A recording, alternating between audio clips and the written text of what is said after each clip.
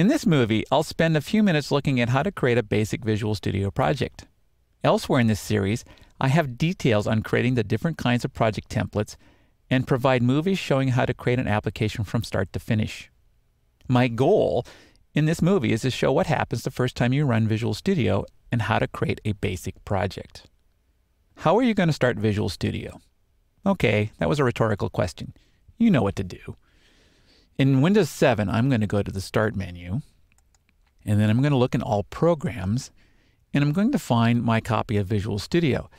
That's relatively easy to do because I've just installed it on this computer, and Windows 7 is highlighting that folder in yellow. I'll open this up, and I'll find my Microsoft Visual Studio 2010 shortcut.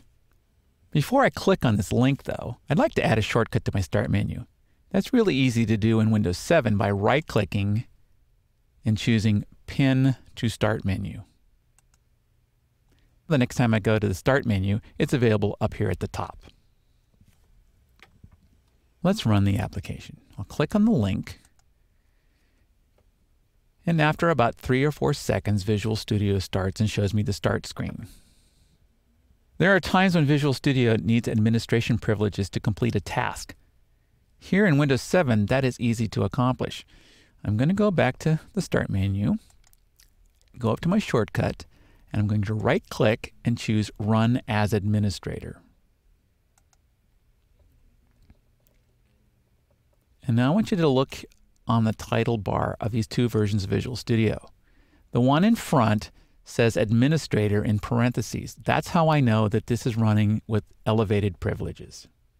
For today, though, I only need one copy of Visual Studio, so let me close this top window. There's one more thing I would like to show you before we create our first project. Visual Studio and .NET ship with dozens of additional tools.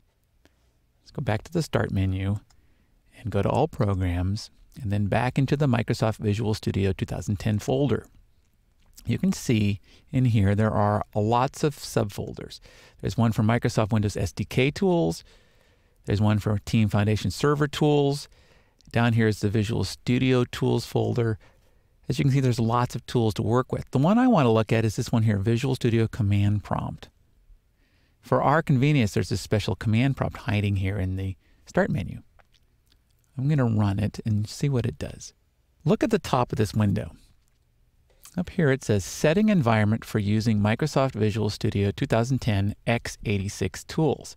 What this does is it brings into scope all of the different programming tools that are part of the Visual Studio family. Now I can go out to the prompt and run those from a command line.